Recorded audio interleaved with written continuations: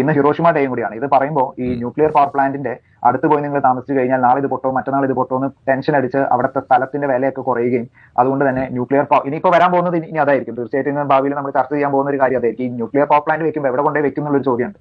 അപ്പൊ തൃശ്ശൂർ അതിരപ്പള്ളിയുടെ അടുത്ത് കൊണ്ടേ ന്യൂക്ലിയർ പവർ പ്ലാന്റ് വെച്ച് കഴിഞ്ഞാൽ അതിന് ചുറ്റും താമസിക്കുന്ന ആൾക്കാരൊക്കെ ടെൻഷൻ അടിക്കും. കാരണം ഇതെന്തെങ്കിലും പൊട്ടി അതിൽ നിന്ന് വരുന്ന റേഡിയേഷൻ, ചെർണോബിൽ പോലെയുള്ള ദുരന്തം, ഫുക്കോഷിമ പോലെയുള്ള ദുരന്തങ്ങളൊക്കെ നമ്മൾ ഭാവിയിൽ കാണുമോ? ഇന്നാരും അത് ചർച്ച ചെയ്യുന്നില്ല. കാരണം ഇപ്പോൾ മഴക്കാലത്തിന്റെ സീസണാണ്. ഇതൊന്ന് കഴിഞ്ഞു കഴിഞ്ഞാൽ ഉറപ്പിക്കാൻ നമുക്ക് ആറ്റോമിക് പവറും ന്യൂക്ലിയർ വേസ്റ്റ് ഡിസ്പോസൽ എല്ലാം നമുക്ക് ചർച്ചയായിട്ട് വരുന്നു എന്നുള്ളതാണ്. എവിടെ പോയി ആൾക്കാർ മാറി താമസിക്കും? ഇത് പൊട്ടിക്കഴിഞ്ഞാൽ ഇതിന്റെ റേഡിയേഷൻ എത്രയോ ആൾക്കാരെ കൊല്ലും. കാരണം അതിന് നമുക്ക് ഡാറ്റയുണ്ട്. കാരണം റഷ്യയിൽ ഇത് സംഭവിച്ചിട്ടുണ്ട്. ജപ്പാനിൽ കൃത്യമായിട്ട് അവർ ആൾക്കാരെ ഒഴിപ്പിച്ചത് കൊണ്ട് മരണനിരക്ക് വളരെയധികം കുറഞ്ഞു.